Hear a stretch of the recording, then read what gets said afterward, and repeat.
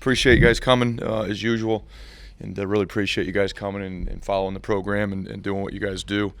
It's week 8 is here. It's amazing how fast the season is going. Feels like it just yesterday. We were getting on a plane and flying out to Washington, but it's flying by. Just a quick Illinois review. I know made some comments after the game on Saturday. After Sunday film review, really feel about the same as what I said on Saturday after the game. There were a lot of good things that happened in that game, really on both sides of the ball. We ran the ball better. We threw and caught the ball better.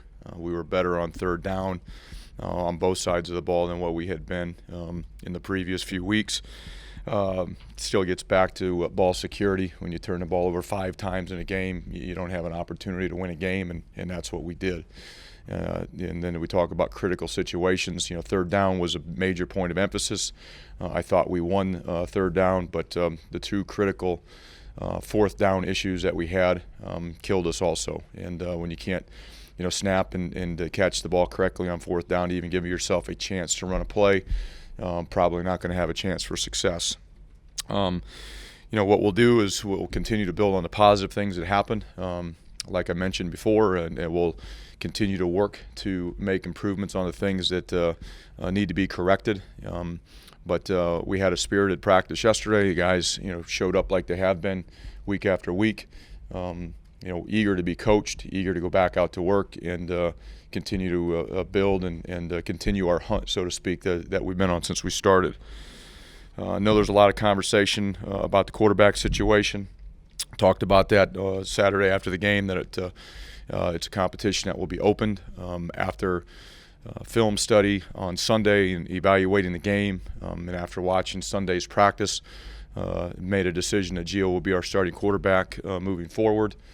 It's best to do it now and let the offense and the team know who the starting quarterback is going to be going forward for next week. We tried obviously a lot of different quarterbacks. This is not to blame the quarterback position or to blame Chris. We have not produced on offense here in the last 4 weeks. When you got 4 games, you've got 14 points. It's not good enough. It's not one individual. I've said it over and over and over. There's times that the quarterback drops back and goes to throw, and guys can't get open. Drops back, goes to throw, and the protection's not right. He drops back, and guys are open, and the throw's not right. And that's happened way too much here in the last 4 weeks, and really throughout the course of the 7 games so far this year. And we need to get a spark. We need to get something going offensively, and the quarterback position is where we'll make that change to try to provide that spark. Watching the game on Saturday, Gio did a lot of good things in that game with limited reps throughout the course of the week.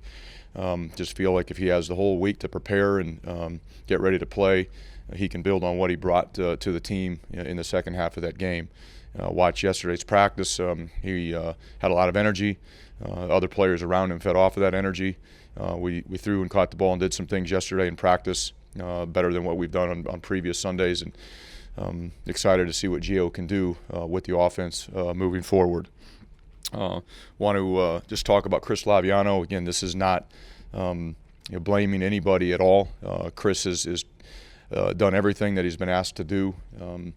He's changed his attitude, he's changed his work ethic, his commitment level to the football team has been sky high. He's provided tremendous leadership for the other members of the offense. He'll continue to get reps at quarterback in practice and will be on call if needed. He'll continue to provide leadership for not only the offense but for the quarterback room and for Gio as he prepares to go start in the game on Saturday. And again, I can't thank Chris enough and really appreciate what he's done, not only since we've been here, but before we got here too as a starting quarterback here at Rutgers. So with that, I'll go ahead and open it up for questions. How important was it for you to make this decision with Gio early in the week to get him a full week's worth of reps with the ones? It was very important. That's why I wanted to do it. I want to be able to give the offense the peace of mind that they know who the quarterback's going to be. You want to be able to get him the reps that he needs to be able to prepare the right way to go out and try to perform on Saturday. Same question about Chris when you named him, but is this a week-to-week decision? How long of a leash will Gio have to be your quarterback? No, he's the starting quarterback, and you guys have seen it. We've tried a lot of different options at quarterback throughout the year, and if you watched it closely, the results haven't necessarily been any different. Saturday in the second half, it was different. It just felt different. Didn't necessarily mean that we went out and scored a bunch of points, but we moved the ball. He made some exciting plays with his feet, threw the ball well at times. There was just a different energy on offense. There was different energy on the sideline, different energy in the stadium when Gio was in there, and especially after he did some of the things that he did once he got comfortable and got moving a little bit. So we're hoping that we can build on that. This isn't a deal I'm trying to make the quarterback position a revolving door, and that's what it's been. As we try to continually search for the right fit, the right person to give us the right production and the right type of leadership out on the field that we want, and hopefully Gio's the guy that can do that. Coach, what made that the right time to put him in as opposed to earlier in the year, and what areas has he improved in?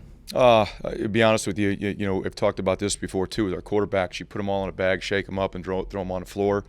You're going to end up seeing a lot of the same things. And we talk about why did Chris earn the right to be the starting quarterback is because through the course of spring and summer and training camp, he was the most consistent guy that we had. He understood the offense the best. He could get us in and out of the right plays, make the right decisions. Players trusted him, coaches trusted him. For whatever reason, it's just not happening on Saturdays the way that it needs to. Gio has quietly just worked and worked and worked and worked. He hasn't been consistent through that span of time like Chris had, but he's continued to work. Honestly, last week I saw some things out of him at practice that I had not seen, or none of us had seen so far this year. We actually rotated him, down to the scout team a little bit last week to simulate Illinois' quarterback, and just he went out and played. He wasn't worried about making decisions and making mistakes. He just went out and played when he was down there, and he looked really good doing it. So we had a conversation, guys. He's just comfortable. He's relaxed, and when he's doing those things, he looks pretty good. And he just hadn't looked like that at any point, to be honest with you. And got into halftime, and we had the conversation throughout the week that Gio showed some things that we hadn't necessarily seen out of him or any of the other quarterbacks. We got into halftime, and I just made a decision, guys, we got to go a different direction. I like what I saw of the kid out of practice. I'm going to put him in there, see if he gets comfortable, see what he does, and I felt like the results were somewhat positive, and feel good about what he can bring moving forward. Quarterback gets a lot of attention, but are there other depth chart changes or anything else that you can do to kind of jumpstart this offense? No, I mean, you look at the depth chart. I mean, there's the guys that are playing are the guys that we have. About the only position, in my opinion, that there's a viable option to try is a quarterback. I mean, there are no other receivers that we can put out there. The offensive line is the offensive line. We already rotate the running backs the way that the running backs need to be rotated to be able to carry the workload that we want in the running game. But right now, with the way the roster is and what we've got, there's really no other options at any other positions. We just got to continue to coach them to get better and do their job more consistently so we can have the type of results that we want on Saturday. You mentioned last week during your radio show that Josh Hicks is a playmaker and you wanted to get him on the field more, and I don't think he played. No, didn't. So is that just not having enough practice reps last week? No, yeah, it's a combination thing. We had him at safety, so he hadn't practiced on the offense last week. He missed a couple days of practice due to personal reasons this last week. So he hadn't practiced on offense for a week and a half. We had done some new things on offense at the running back position in the running game that he had not practiced or even been in a meeting to know what he was doing. So it wouldn't have been fair to him or the rest of the offense to put him out there. Moving forward, we need to get Josh back involved in the offense and get the ball in his hands when we can. But last Saturday, just because of the move to safety, the missed practice time that he had last week due to personal reasons, it just would not have been fair to put him out there.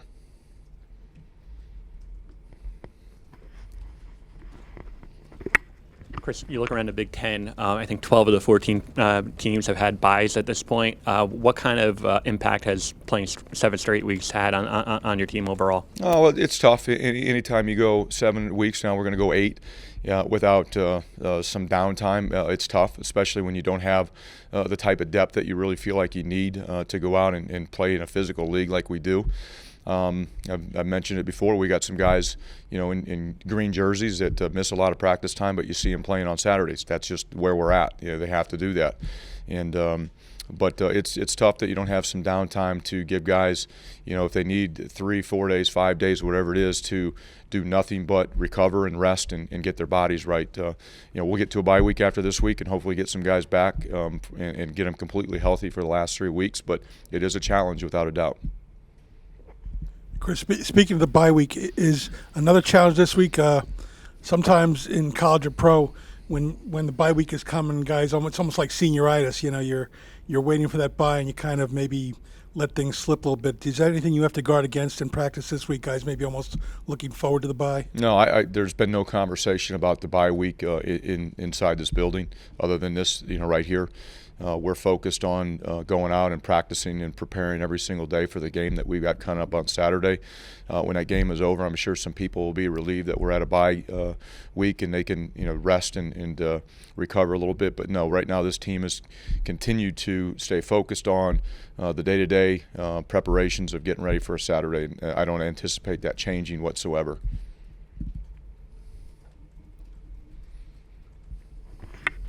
What concerns you most about Minnesota? They're a big physical football team. You look at their offensive line; they're big. They remind me a lot of a Wisconsin offensive line. Jerry Kill and now Tracy Clays has done a nice job with that program, building that thing up the way that they have. And they've got a big offensive line. They've got good running backs. They've got a good quarterback. They play well on defense. So a well-coached football team that has had success. And they keep doing what they're doing, and it's going to be a challenge. Going to play Minnesota there, it's going to be a long road trip. You're going to go play a physical football team, a veteran team, a well-coached team. It's going to be a challenge. Any other questions, guys? Thanks. Thank you, guys.